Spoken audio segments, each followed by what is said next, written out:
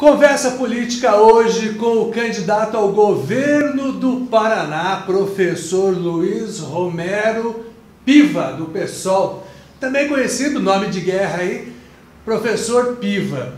Professor, tudo bem? Tudo bem, agradecer. Pronto para a batalha? Sempre pronto, vamos enfrentar. O PSOL é um partido de esquerda. Nós vemos aí de alguns anos o país sendo comandado pela esquerda. Houve esse problema todo que todo mundo conhece e agora vocês estão tentando a disputa pelo governo do estado. O que dá para apresentar para a população que seja diferente do que as pessoas viram até agora?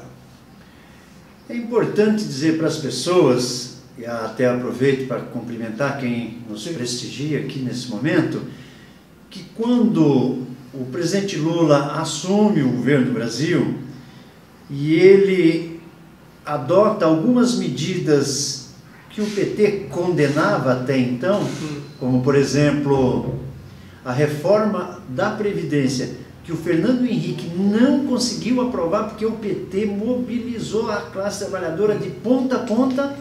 O presidente Lula manda para o Congresso e pede para o PT aprovar. Sim. À época, os parlamentares que se mantiveram firmes na proposta original do PT, qual seja, votaram contra a reforma do FHC, que era a mesma que o Lula apresentou, foram expulsos. Ali nasceu o PSOL. Então, o que eu quero dizer para as pessoas, que nós do PSOL percebemos aquela época em que, ao assumir a presidência, houve uma mudança muito radical de posicionamento. Eu até lembro uma historinha que a minha avó contava. Minha avó dizia o seguinte, que quando você vende a alma para o diabo, faz o que você quiser, um dia ele volta a te buscar. Aquela gente que o Lula se abraçou lá em 2003, hoje voltaram, buscaram ele e trancafiaram ele na cadeia de Curitiba. Então veja, nós realmente tínhamos razão em organizar uma nova ferramenta de luta, que é o PSOL. Mas hoje no Brasil são 35 partidos registrados. O PSOL é um partido, entre esses 35, um partido ainda pequeno. Em caso de eleição, você sendo eleito, por exemplo, a Assembleia são 54 deputados, você vai precisar trabalhar com essa Assembleia que vai ter uma diversidade de partidos. Como fazer para não cair na mesma armadilha que caiu, por exemplo, o Lula? Pois muito bem. Governador precisa de apoio na Assembleia se for ladrão e corrupto. Assim como o prefeito. Prefeito que mete a mão no dinheiro público, ele precisa comprar a maioria dos vereadores. Do contrário, ele não precisa. Se você recuperar na memória Mensalão, Petrobras, quase tudo está vinculado ao que mesmo? Desvio de dinheiro para as campanhas e, para ter isso, dinheiro para a compra de parlamentares. Se você observar no estado do Paraná, milhões desviados na área de educação. Para fazer isso, você precisa comprar os deputados, senão os deputados vão te caçar. Como eu, com toda certeza, não farei um governo desviando recursos de lugar nenhum, eu não vou ter nenhum problema em fazer um debate republicano com os deputados. E mesmo que eles fiquem contra aquilo que for proposto, não haverá nenhum problema. Agora eu repito, o governante que pretenda meter a mão no dinheiro público, seja governador, prefeito, ele precisa do apoio do parlamento para não ser caçado. Você vai ter apenas o PCB como parceiro nessa caminhada, nessa eleição, o que vai te render pouco tempo de televisão e rádio e inserção na propaganda eleitoral. Como fazer para levar essas ideias para a população com tão pouco tempo? Nós sempre atuamos nos movimentos sociais, fazendo debate. Hoje em dia tem um instrumento diferente que é a internet, que hoje eu diria a você que aqueles que são da classe trabalhadora, eles passaram a ter um espaço um pouco maior por conta desta democratização dos meios de comunicação.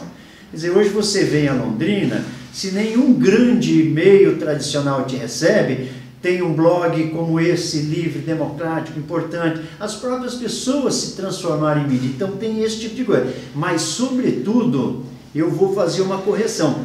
Nós temos uma grande aliança, porque quando diz PSOL e PCB, significa movimento de mulheres, movimento de professores, movimento de camponeses, de agricultores familiares. Quer dizer, nós temos uma aliança muito forte com segmentos sociais, enquanto os partidos tradicionais, eles fazem alianças com legendas, que com o devido respeito, algumas delas se compram na prateleira de qualquer supermercado. No nosso caso, não. A nossa aliança, ela tem uma sustentação ideológica, com todos aqueles que sonham e lutam por um mundo melhor.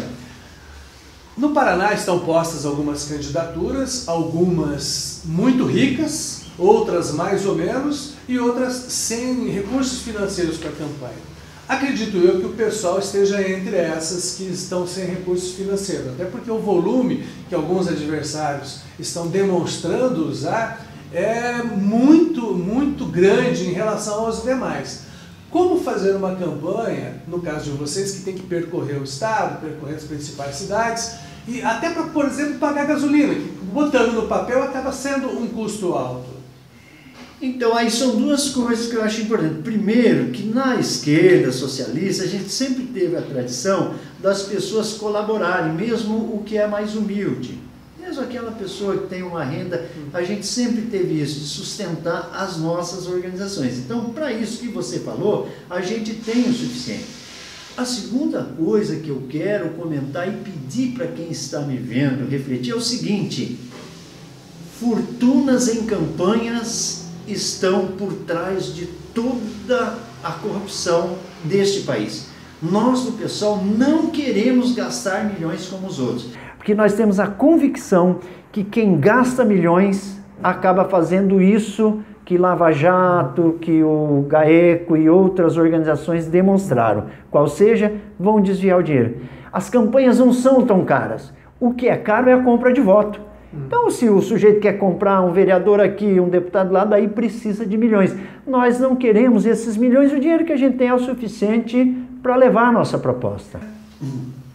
Vereador em Almirante Tamandaré, eleito, o que o pessoal na Câmara de Almirante Tamandaré, no seu caso, o vereador do partido, fez de diferente que possa ser levado, por exemplo, para o governo do Estado? O que teve de diferente na minha experiência é que toda matéria importante a gente mobilizava as pessoas para estarem presentes. Eu era um vereador de oposição, no entanto, quando havia mobilização, era aprovado aquilo que eu proponho. Então, o diferencial é esse, é ter a força. A pessoa sozinha não é nada. Agora, mobilizando as pessoas, eu te dou um exemplo. Houve um episódio de mortes de mulheres na cidade que um grupo de mães esteve na Câmara. Eu formulei um pedido de formação de uma comissão, foi aprovado por unanimidade.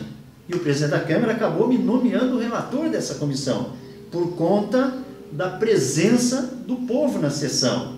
E isso acabou redundando numa série de coisas, desvendando crime organizado, prisão até de pessoas importantes da cidade. Ou seja, a experiência diz o seguinte: sozinho você não faz nada, com mobilização popular é possível transformar esse país e esse estado. Professor, quais são as principais propostas, quais os eixos principais de campanha que você vai apresentar para o eleitor paranaense nesta campanha?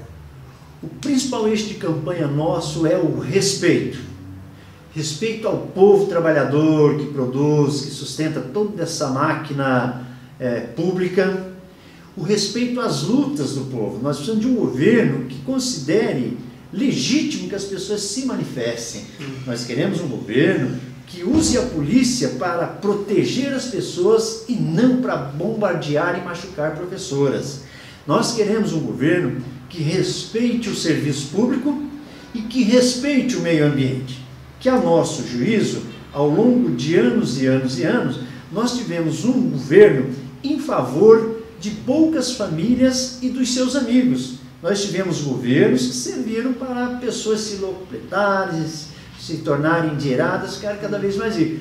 Nós queremos colocar toda a máquina pública a serviço daqueles que trabalham. Esse é o diferencial nosso. As pesquisas mostram no Paraná que a esquerda está em baixa hoje. Como fazer para reverter isso numa campanha tão curta? No meu caso, eles não me colocam que nós estamos embaixo, porque eles simplesmente nem me colocaram em pesquisa nenhuma. Tem uma vantagem. Então eu não estou em baixa. E a hora que eles me colocarem, que eu aparecer com 1%, eu já vou ter 1000% de crescimento. Então certo. eu estou aguardando para ver a hora que eles vão colocar o meu nome. Professor, muito obrigado pela entrevista. Se você curtiu a entrevista, compartilhe com seus amigos. Professor Piva em campanha. Muito obrigado, professor. Eu que agradeço, é um prazer rever esse povo do norte, terra onde me criei, dos meus antepassados, é uma alegria estar aqui. Só para fechar aqui, o professor Piva é aqui da cidade de Cianorte, próximo a Londrina, depois foi morar em Curitiba e está morando hoje na capital de todos os curitibanos, como a gente brinca, né?